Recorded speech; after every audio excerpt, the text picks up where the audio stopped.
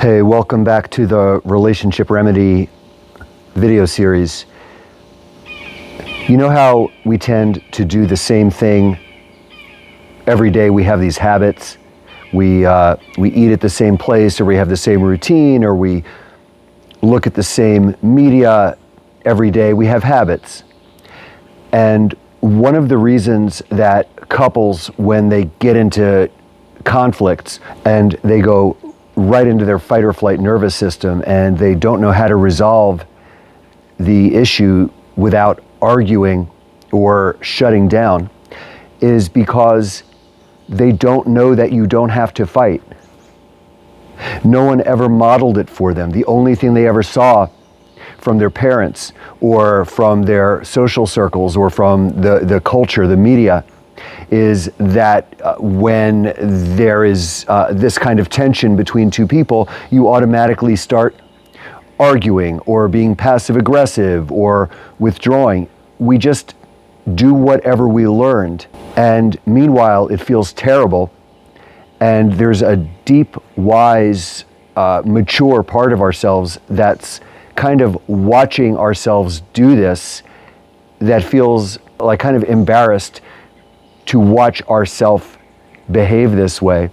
So that creates self-esteem issues that we don't want to face because we have these big egos. So we don't want to admit to ourselves that we're embarrassed by our own behavior, so we double down on it. And meanwhile, we are in our quiet moments contemplating, why do I do this? Why can't I get it together? Actually, when we watch our parents unable to resolve issues with care and respect and a collaborative, creative spirit where they are putting love first and they know that they're going to come up with something that they both feel great about, and then they would model that for us. The reason it hurts so badly is because what we want from all our relationships is to feel safe. And that starts with our parents. So the inner harmony starts when our parents are in harmony, and then as a family, we are in harmony. So when there's a schism between mom and dad, it makes us feel unsafe in our own home. That makes us feel unsafe and insecure within ourselves. And then we have to adopt coping skills, which are actually self-sabotaging because they're coping skills that result from us being uncomfortable and unsure in our own skin rather than feeling capable of navigating through rough seas to create an outcome that we feel good about. And another dilemma is that if mom and dad are not getting along, we don't know who we are supposed to side with. And it puts us in a really painful position of having to, justifiably or not, triangulate with one parent against the other, or think that both of them don't have it together, which is another kind of wound.